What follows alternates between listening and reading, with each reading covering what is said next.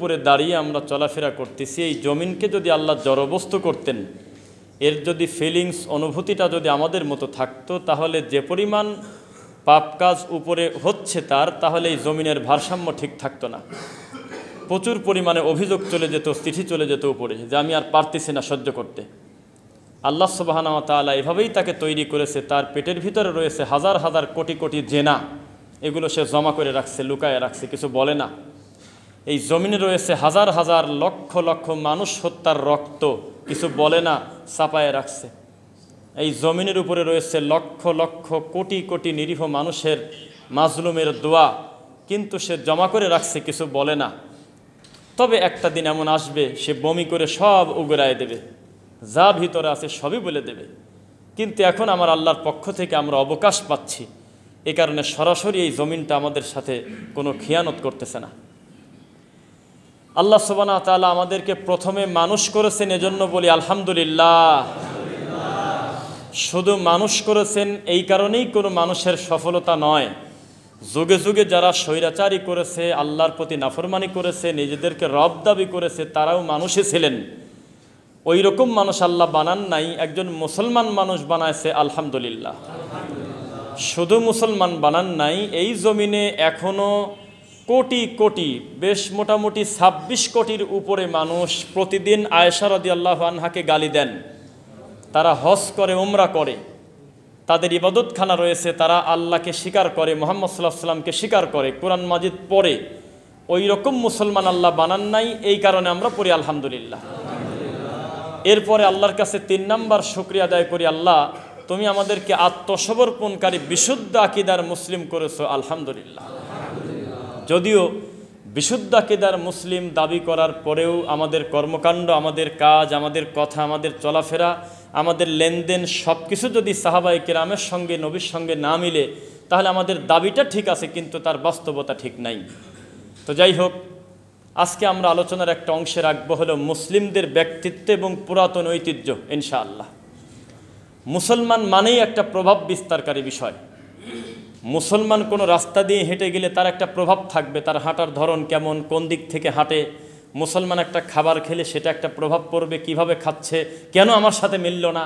মুসলমান ইবাদত করলে তার ধরনটা ভিন্ন হবে।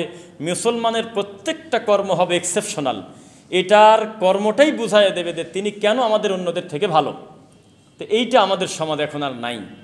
আমি এই মসজিদে আমার যতদূর মনে পড়ে, আমার ছোটো ব্রেনে 2019 সালে বা 20 সালে প্রথমে আমি বলছিলাম একটা পর্যায়ে যে এত কষ্ট করে মেহনত করে একটা মানুষ যদি হিন্দু থেকে মুসলিমও হয় আজকের এই দিনে, যদিও তার সংখ্যা এখন বর্তমান কমে গেছে, এই রাস্তাটা আমরা নিজেরা বন্ধ করে দিছি, কেন সেটা পরে বলি।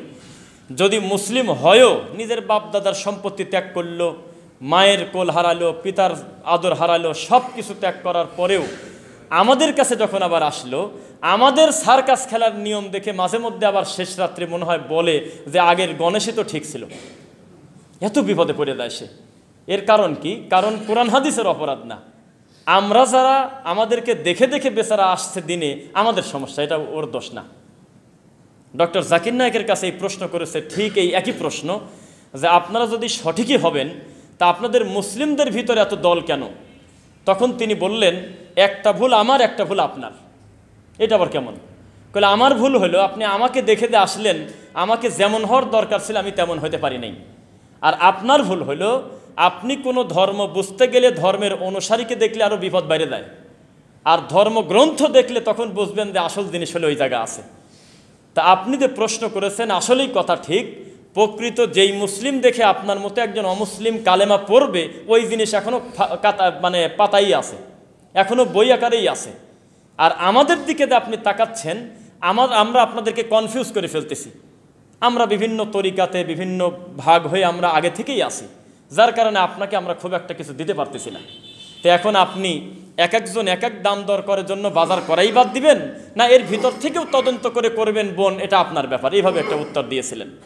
তো বর্তমান পরিস্থিতি হলো চোখ কান খোলা না রাখলে, দিন সম্পর্কে নিতান্ত একটু চিন্তা ভাবনা না করলে, ধোকায় আলাদা করে পড়ার দরকার নাই, ধোকা নিয়েই ডেলিভারি হচ্ছে, আর কোনো পথই নেই।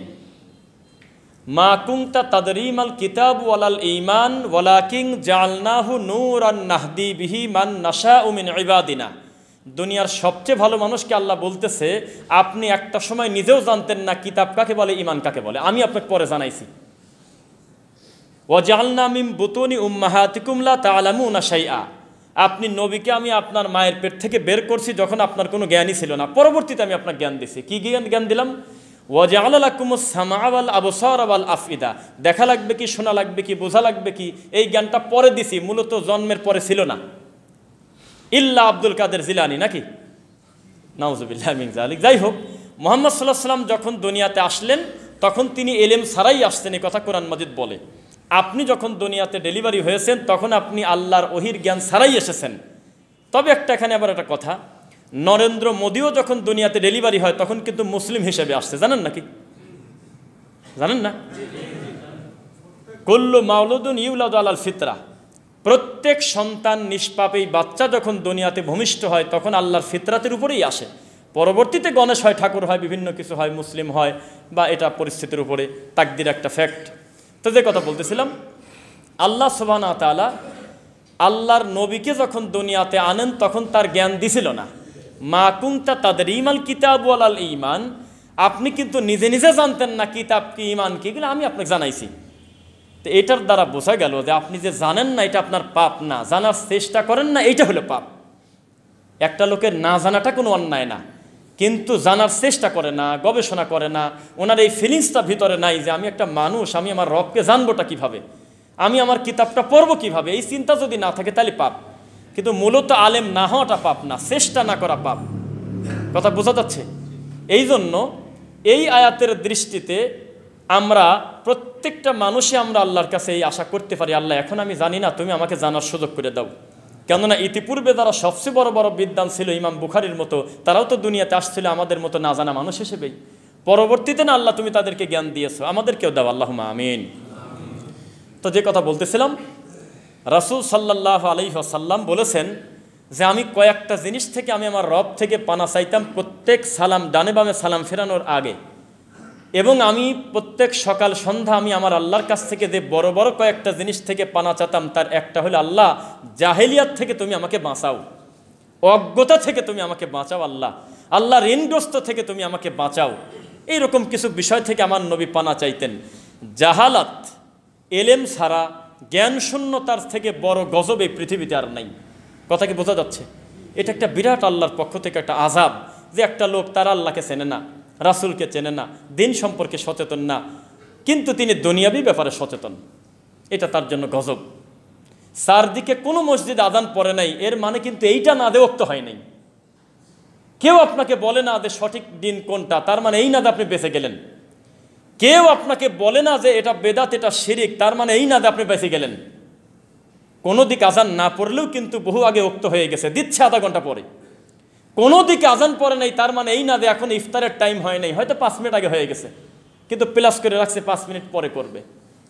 তা আপনার চোখ কান যদি খোলা না রাখেন, হুজুরের আশায় যদি বসে থাকেন যে আমার মতো একটা লোক 365 দিন পরে একদিন জালসা করবে, জালসা তো বর্তমান সার্কাস, এরকমই আসবে, এসে আপনাকে কিছু একটা দিয়ে একদিনে আপনাকে বানায় দিয়ে চলে যাবে, তাহলে আপনি বোকামি করতেছেন।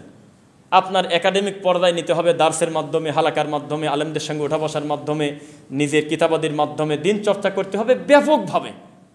নইলে আপনি একদিনে একটু ফেস্টিভ্যালের মতো একটা আয়োজন করে দিলেন, জালসা মাহফিল খোলা মাঠে, উঠানে একটু জায়গা পড়েই আছে, টাকা কি এমন বেশি লাগে, দেরে একটু চালায় দে, একটু কান্নাকাটি করলো, এসার পর দেখা গেল যা পারেন দেন, বলতে বলতে 3 বক্তার টাকা উঠে গেছে। এর দ্বারা শরীয়তের কতটুকু উপকার হবে তা আমরা জানি না। আপনাদের অনুরোধ করতেছি, 40টা বছর আপনি আল্লাহকে সেজদা দিচ্ছেন, সেজদার তাসবিহটা পর্যন্ত শুদ্ধ করে জানেন না, রুকুটা পর্যন্ত ভালো করে করতে পারেন না, এর থেকে বড় ব্যর্থতা কি হতে পারে? রেখেন, আমি একজন ইমামকে বললাম যে আপনার এই মসজিদের ইমামতির বয়স কত বছর? তো উনি বললেন 31 বছর। এই যে কাজিরহাট টু আরিসা ঘাট পার হওয়ার 2 কিলো পরেই হাতের বামে মসজিদ। তিনি বলতেছে 26 বছর ইমামতি করছি। তখন আমরা বুঝলাম যে এটা গণতান্ত্রিক হুজুর, তাছাড়া এতদিন থাকা একটু ঝামেলা, এই জন্য গণতান্ত্রিক হুজুর বললাম, পলিটিক্যাল হুজুর। তাছাড়া 26 বছর থাকাটা আজকের দিনে একটু আশ্চর্য, ইল্লা বা'দা শাই, কিছু ব্যতিক্রম হয়।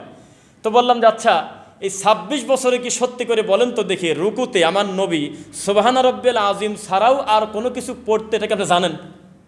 আল্লাহর কসম বললে আমি জানি না।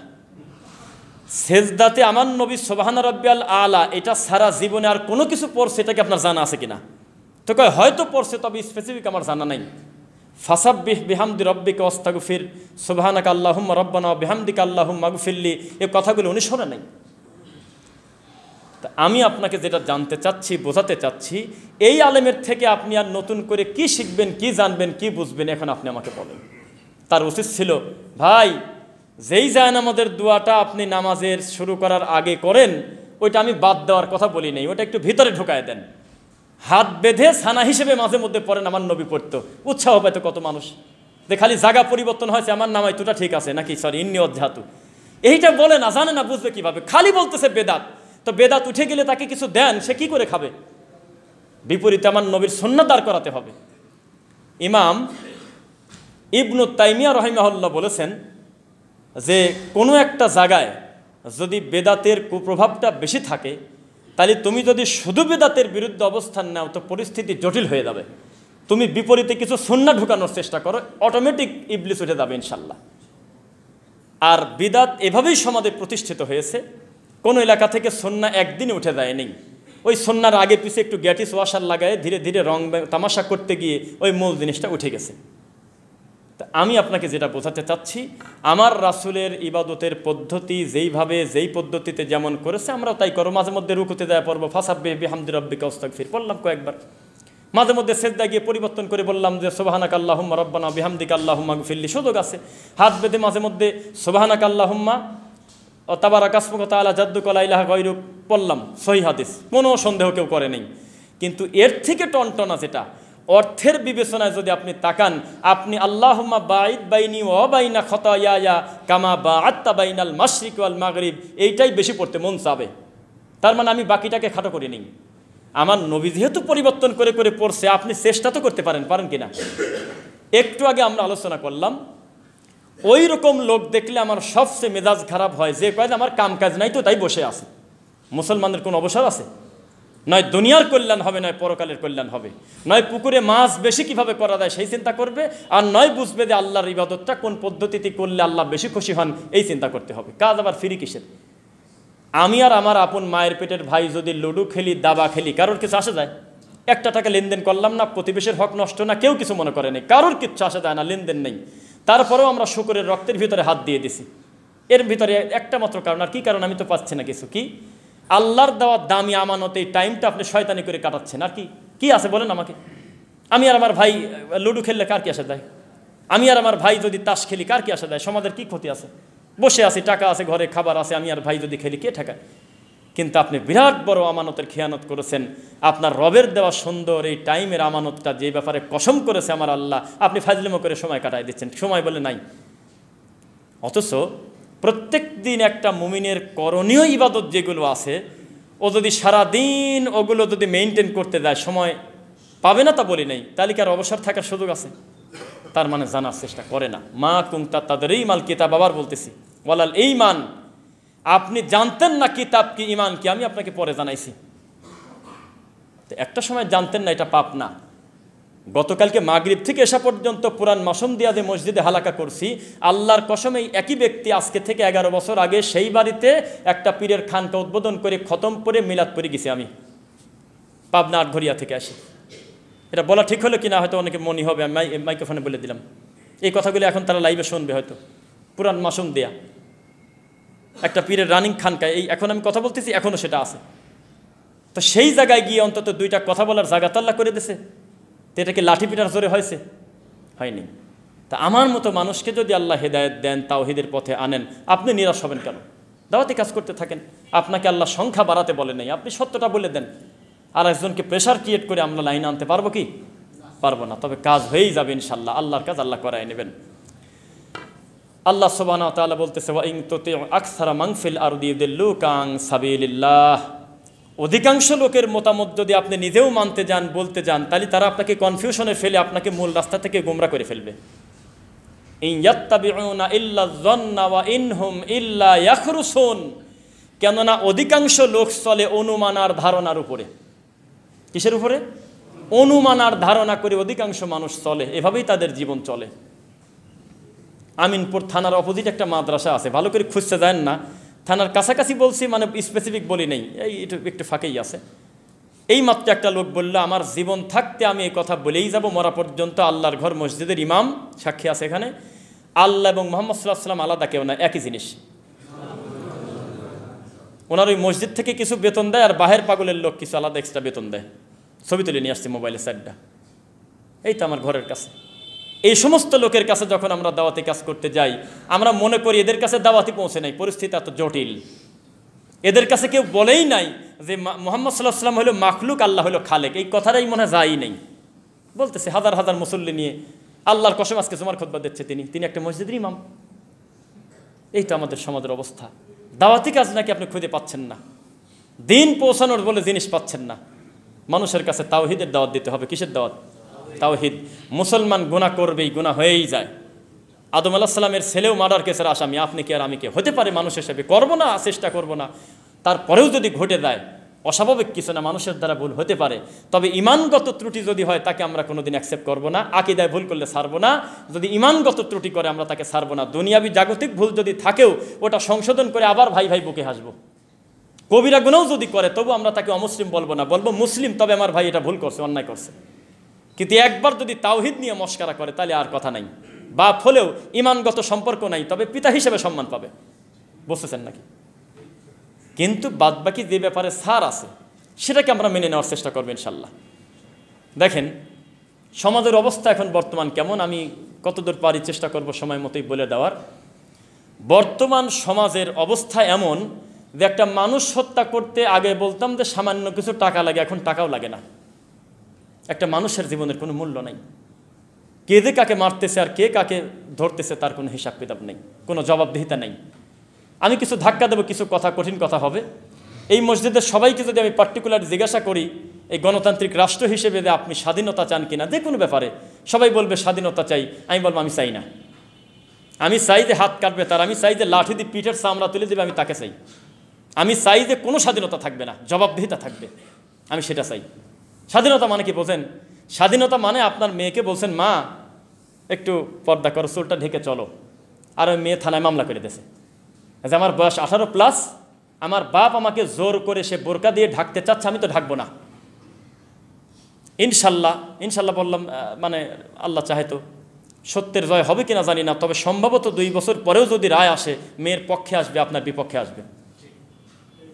গণতন্ত্র এটাই বলে, এটাই বলে। তো এইরকম স্বাধীনতা আপনি চান, আমি চাই না। কী যে হলো, সবই প্রায় পোল্টি মেনে নিয়েছে এখন, আবার পুরা উল্টে গেছে, এখন ইদানিং সব উল্টে গেছে।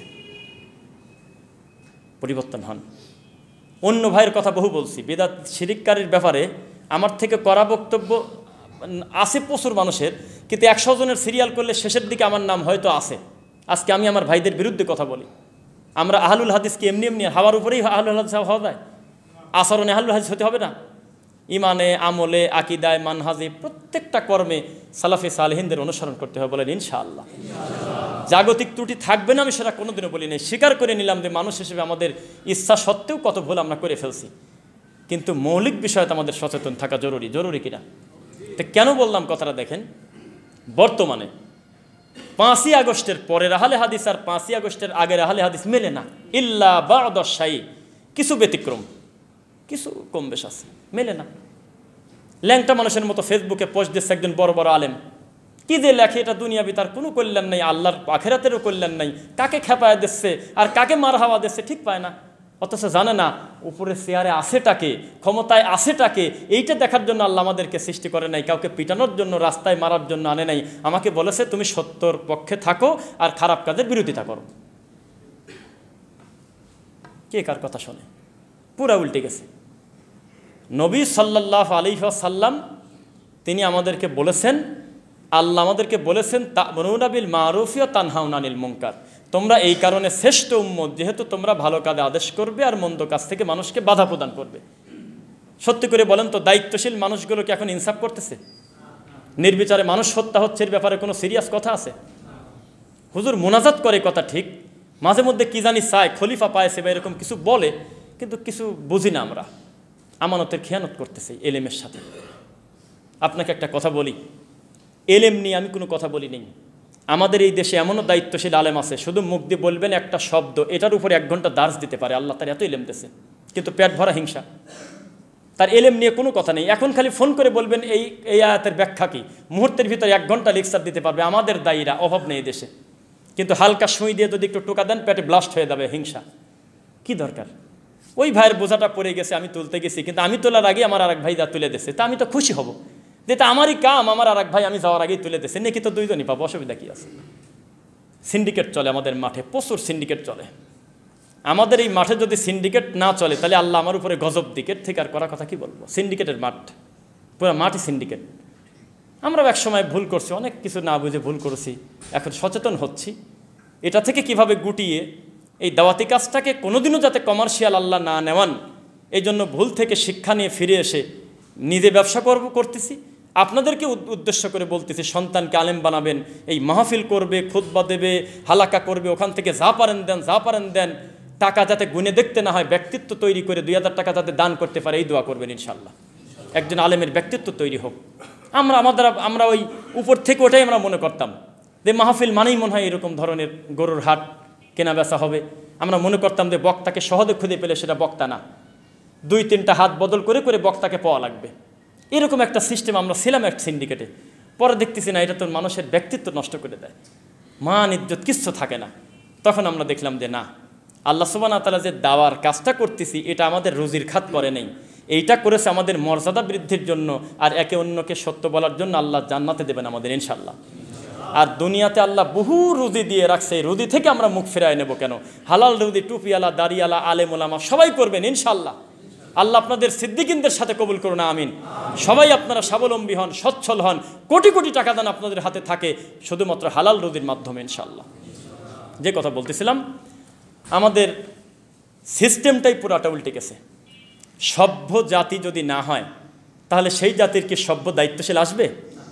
ইন্নাল্লাহা লা ইউগাইয়িরু মা বিকওমিন হাত্তা ইউগাইয়িরু মা বিআনফুসিহিম। আমি আল্লাহ ওই জাতির কল্যাণ জীবনেও করি না যেই জাতি তার নিজেই কল্যাণ চায় না। অসভ্য আমরা।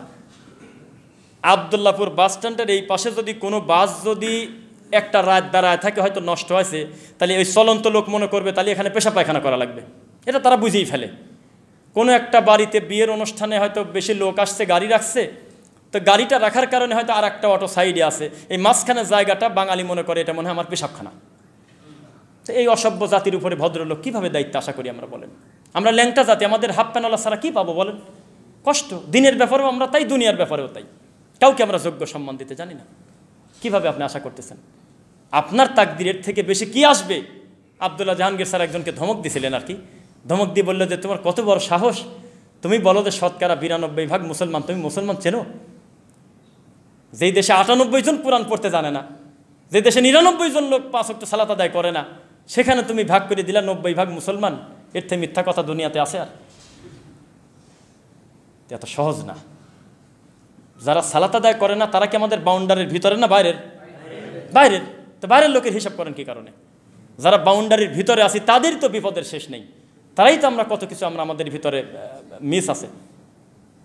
অবসর, আমি ফিরে আসি, বসে আসি, শয়তানের ধোকার এটাই সবচেয়ে বড় অস্ত্র। শুরুতে যেখানে ছিলাম সেখানে আবার ব্যাকে আসি। অবসর, বসে আসি, কাজ কাম নাই তো তাই 2 দিন বাসায় বসে আসি, এটা ভালো কাজ না। কোরআন পড়েন, হাদিস পড়েন, বাসা থেকে বের হন, একটু দাওয়াতি কাজ করেন, কাজ হবে ইনশাল্লাহ। আল্লাহ মানুষের সাধ্যের বাইরে বোঝা চাপান? সাধ্যের বাইরে বোঝা চাপান না, কোনোদিনও চাপান না, দেন না। যার যে সাধ্য সেই অনুযায়ী তাকে দাওয়াতি কাজ করতে হবে। প্রত্যেকে দায়ী, প্রত্যেকে আলেম না, প্রত্যেকে খতিব না, প্রত্যেকে মুফতি না, কিন্তু দায়ী কিন্তু সবাই। আপনার স্ত্রীর কাছে আপনি দায়ী, সন্তানের কাছে আপনি দায়ী, আপনার এলেম অনুযায়ী তাদেরকে সঠিকটা প্রচার করতে হবে। ইসলাম মানেই কাউকে অলস করে রাখবে না। যখনই একটা ভালো জিনিস জানছেন তাড়াতাড়ি এটাকে দ্রুত আরেক ভাইয়ের কাছে পৌঁছে দেন। প্রোডাক্টিভ কাজ করতে হবে, নইলে কাজ হবে না। আমরা আলোচনা করতেছিলাম, এটা আমিও বলি মাঝে মধ্যে, আমাদের দেশের ধর্মীয় পড়াশোনাটার মানেই হলো যা পারেন দেন, যা পারেন দেন, কেউ ফিরবেন না, খালি হাত ছাড়া কেউ ফেরত দিবেন না, এটা আমাদের বুঝ। কিন্তু আমরা আবার ওয়াজের সময় কিন্তু বলতেছি এই হাতের থেকে এই হাত উত্তম, বলি কিনা? একজন আলেম মানুষ যদি জালসার মাহফিলে বলে যে 50 লাখ দিলাম, এটা প্রভাব বিস্তার হয়ে যাবে না? আমি মারহাবার কথা বলি নাই, এটা হবে কিনা প্রভাব। প্রকাশ্য দান কি সব ক্ষেত্রে খারাপ? না। একজন আলেম যদি এককভাবে একটা মসজিদ মাদ্রাসা তৈরি করে, খারাপ হয় না ভালো হয়? এই যে পরিস্থিতি, আমরা আমাদের ব্যক্তিত্ব হারায় ফেলছি। ব্যক্তিত্ব কাকে বলে ভাইয়েরা বুঝবে ভালো। একটা গাড়িতে অন্তত 52টা সিট থাকে। এই টাঙ্গাইল, এই যে এলেঙ্গা থেকে টাঙ্গাইলের দিকে ঢুকে গেছে, উল্টা দিকে নিয়ে গেছে গাড়ি। 52টা সিটের ভিতরে পিছনে 4-5টা বকাটা ছেলে একটা মহিলাকে ধর্ষণ করতেছে, বাকি 45 জন পিছনে ঘুরেও তাকাচ্ছে না, তার কোনো ঠেকা নেই, তার অসুবিধা কি আছে? পাথর দিয়ে তখন মানুষটাকে মারে, তখন আশপাশে বহু মানুষ ঘোরাফেরা করতেছে। পানির বোতল দিয়ে যদি ঢেল দিত 500 জন লোক উল্টে পড়ে দিত। গাঁদা খায়, শরীরে কি বল আছে? করবে না, কারো ঠেকা নেই। আবদুল্লাপুর ব্রিজের উপরে আসরের নামাজের পরে ছোট্ট একটা খুর হাতে করে যাকে তাকে টান দিচ্ছে আর মোবাইল নিয়ে খিলখিল করতেছে বিড়ি হাতে। কারোর কিছু আসে যায় না, কারোর অনুভূতি নেই। এটা বলতে লজ্জা করতেছে, তবে বলি আল্লাহর কসম, রাস্তার একটা পাগলিকে একদম ধর্ষণ করতেছে, ধর্ষণ। ওই রাস্তা দিয়ে হেঁটে চলে যাচ্ছে শাহবাগের মোড় দিয়ে, বড় বড় অফিসার ব্যাগ নিয়ে, কারোর কিছু আসেই যায় না। খালি কলারটা ধরে টান দিয়ে ধরে একটা আসার দিবে, কিচ্ছু হবে না, কেউ কিছু বলবে না। কিন্তু এই প্রথম ব্যক্তিটা নাই, শুরু করবে না কেউ। এই তো আমরা মুসলিম, এই তো আমাদের অনুভূতি। আমরা পাপ খুঁজে পাইনি, আমরা নাকি অন্যায় খুঁজে পাইনি। অন্যায় পাচ্ছেন না মানেটা কি? মানুষের রক্তের দাম আছে এখন? আপনি একটা অন্যায় করলে পোড়ায় দেবো আপনাকে, আমি ঘর জ্বালায় দেবো, এত সহজ? এই যে বিষয়, আলেমোলামারা যখন দায়িত্বহীন হবে, এলেমওয়ালা মানুষ যখন দায়িত্বহীন কাজ করবে, কথা বলবে, তখন সে জাতির আর কি থাকে? আমি নিজে দেখছি এরকম মানুষ এহরামের কাপড় পরে সেলফি উঠে বলে, আমাকে কেমন লাগছে এহরামের কাপড় পরে বন্ধুরা। এইটা কোন দায়িত্ব? এইটা কি? এটা কোন হিসাব বলেন? এ কোন ধরনের কাজ? এই তো ছবি দিচ্ছে, ভাই ভাই জমিতে ঝামেলা, ফেসবুকে 3 পৃষ্ঠা লিখে দিয়েছে। তোর বিচারক, ওর বিচারক কি? ওই জুকারবার্গ বাপ নাকি? এই বিচারটা করবে কি? নাম বলেন। ফেসবুকের কমেন্ট কি মানুষের সিদ্ধান্তদাতা? এটা উকিল? রায়টা দেবে কে? টিকটক নাকি? মানুষের প্রাইভেসি বলে, ব্যক্তিত্ব বলে কিছু নাই। প্রতিদিন বাচ্চার ছবি দেয়, প্রতিদিন বউয়ের ছবি দেয়, আবার দোয়া করবেন আমি ঢাকা মুখে যাচ্ছি, তাই কি হবে? তাই এটা বলাই আরও তোমার ভুল হলো। কোন গাড়িতে উঠে কোন দিকে যাচ্ছ, বরং যাত্রা পথে এটা পাবলিকলি না বলাটাই ভালো ছিল, এটাই উচিত। গবেষণা তো তাই বলে, দরকার কি আছে? বিমানের সামনে ছবি দিয়ে দোয়া করবেন আমি যেন সৈয়দপুর ভালোভাবে যেতে পারি, এভাবে দোয়া চাওয়া যায়। আর এই দোয়া কতটুকু পর্যন্ত ছাদ পার হবে কিনা তা আমি জানি না, চলতেছে। ব্যক্তিত্ব বলে কোনো মুসলমানের কিছু থাকা যাবে না। যার সাথে পারতেছেন দেখা করি, একটা করে ছবি তুলে ফেসবুকে দিয়ে দিচ্ছেন। তন্ন তন্ন করে খোঁজেন তো দেখি, আপনি পোস্ট দিলে কয়জন দেখে, আর আমরা পোস্ট দিলে কয় লাখ দেখে, দেখেন তো দেখি। ঘুরে ফিরে দেখেন তো সিঙ্গেল ফটো কারণ ছাড়া মাসে কয়টা দেই আমরা? কি দরকার? এটা কেন করতেছেন? তার মানে প্রাইভেসি নাই, ব্যক্তিত্ব নাই, নিজস্বতা নাই, ওয়েট নাই। আপনি তো আমাদেরকে চেনেন, যারা আমরা এই সামান্য 2 কলম জানি, এই মাইক পালি, জোরে জোরে কথা বলতে পারি, ভোকালটা ভালো, পাবলিককে মজাতে পারি, তাদেরকে চেনেন। পর্দার আড়ালে কত বড় বড় বিদ্বান আছে, কয়জনকে আপনি চেনেন? দেখবেন যে আইডিয়া আছে, তবে খুব একটা পোস্ট দেয় না, ওই মাঝে মধ্যে কিছু এলেমের লেখা লেখে, আর কিছু লেখে না। আর আমাদের কি? মামাতো ভাইয়ের, খালাতো ভাইয়ের, দোস্তের মেয়ের ছেলের সাথে আজকে হঠাৎ দেখা, দোয়া করবেন। কি দোয়া করব? এটা কি দোয়া? ব্যক্তিত্ব বলে কিছু নাই। নবী সাল্লাল্লাহু আলাইহি ওয়াসাল্লাম বলেছে, বাচ্চা বমি করে, বাচ্চা খালি কাঁদে, দোষ তো তোমার বউ মাগরিবের সময় মনে হয় বাইরে বের করছে। কোরআন মাজিদের সর্বশেষ আয়াত হলো মিনাল জিন্নাতি ওয়ান নাস। কে কার কথা শোনে? আমাদের ব্যক্তিত্ব নাই। জিনদের সবচেয়ে দামি জায়গা সচিবালয় হলে আপনার বাড়ির পায়খানা, আর সেখানে আপনি জীবনে কোনো দোয়া পড়ে ঢোকেন না, তো জিনে আক্রান্ত হবেনি তো। সহবাসের সময় যদি কেউ দোয়া না পড়ে, নবী সাল্লাল্লাহু আলাইহি ওয়াসাল্লাম বলেছেন জিন শয়তান এই দৃশ্যে শরিক হয়। এটা হইলো বলেন কাজ? যেই সন্তান বলে আপনি দাবি করতেছেন 2টার 1টার মালিকানা মনে হয় জিনের, কি বিপদ না? যেখানে যে দোয়া, যেখানে যে পদ্ধতি, যেখানে যে পথ আমার নবী বলছে, 1 মিনিটও মনে হয় লাগে না বাথরুমে যাওয়ার দোয়া একটু মুখে মুখে উচ্চারণ করতে। শিখতে ধরলাম 5 দিন লাগলো, 5 দিনে পারবেন না? একটা বাথরুমে যাওয়ার দোয়া 5 দিন হবে না? তো এইটা আপনি পারেন না, এটা এই দুঃখর কিছু আছে। এই যে বিষয়, ব্যক্তিত্ব তৈরি করতে হবে এবং নিজেকে অলস হিসাবে রাখা যাবে না ভাই, এটা একটা অভিশাপ, গজব। আমি এমনও লোককে চিনি, মাইক পয়সা ছাড়ে না, কেউ বলেও নাই যে চলুক, তাও একাই কয় কন্ত চালা, আবার ওয়াজ শেষ করে 2 ঘন্টা নড়ে না, সারা দুনিয়ার এলেম আজকে এক বৈঠকে দিয়ে তারপর যাবে। এগুলি খুব একটা কল্যাণ আনে না। গুরুত্বপূর্ণ কথা 40 মিনিট বলেন, 50 মিনিট, 1 ঘন্টা বলেন, বলার পরে আপনার মূল কাজে আপনি চলে যান। অকারণে 3 ঘন্টা বসে কি করতেছেন? আর আপনারাও তো দিন দিন আলহামদুলিল্লাহ এলেমের মহাসাগরে ডুবতেছি আমরা। একজন শায়েখ বসে আছে, সম্মানিত মাদানী আলেম, তাকে জিজ্ঞাসা করতেছে যে এই বিষয়টা কি হবে। তো উনি উত্তর দেওয়ার আগে সাইড থেকে 3-4 জন আগে কুই মেরে দিতেছে। কি আমাদের চরিত্রটা কি দেখেন, আমাদের এলেমটা কি। ডক্টর আবু বকর মোহাম্মদ জাকারিয়া স্যার বসে আছে বিবারিয়া বানসারামপুর, ডক্টর ইমামউদ্দিন আব্দুল বাসির, আমি আর উনি 3 জন প্রশ্ন করতেছে শায়েখের। সাইড থেকে আগে একজন কাছে, তুমি জানো না এটা মানে এইটা? তাহলে তো নাজিল হলো না, কেবল ডেলিভারি হলো না উপর থেকে। তো এই কাজগুলি আমরা করব না।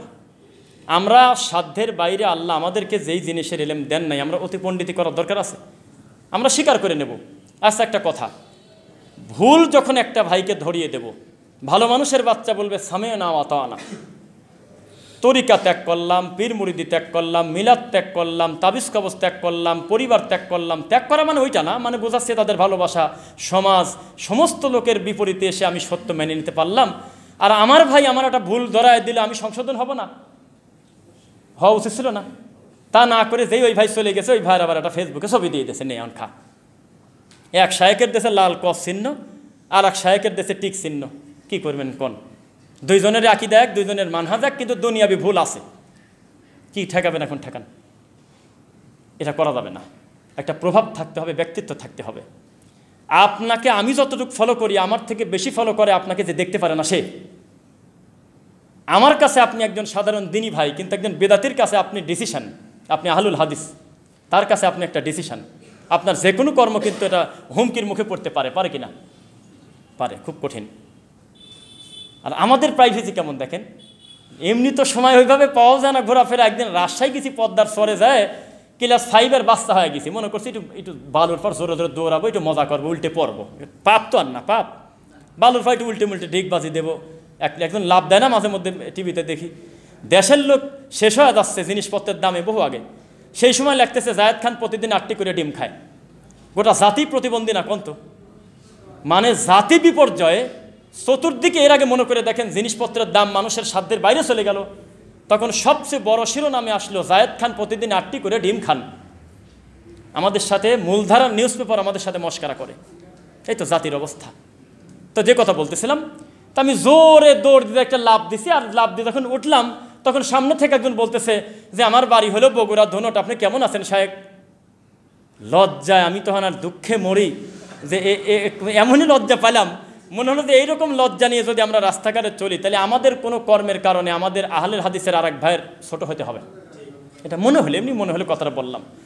কারণ আমরা আমাদের ভাইদের কাছে আমরা স্বাভাবিক, কিন্তু একজন বিদাতপন্থী মানুষের কাছে কিন্তু ভাই একটু সিরিয়াল ধরার দরকার নেই, একটু এলোমেলো বসবেন।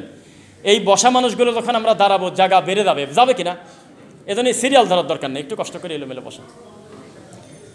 তা আমাদের ব্যক্তিত্ব তৈরি করতে হবে। মুহাম্মাদুর রাসূলুল্লাহ সাল্লাল্লাহু আলাইহি ওয়াসাল্লাম জীবনে কোনো হাদিস দেখাতে পারবেন না তিনি তার জীবনে এরকম করেছেন, বারবার হাত পেতে থেকেছেন, কোনো ব্যক্তির কাছে গিয়ে এমনভাবে তিনি নিজেকে প্রেজেন্ট করেছেন যেটা অনুনয় বিনয় সেটা করেন নাই তিনি।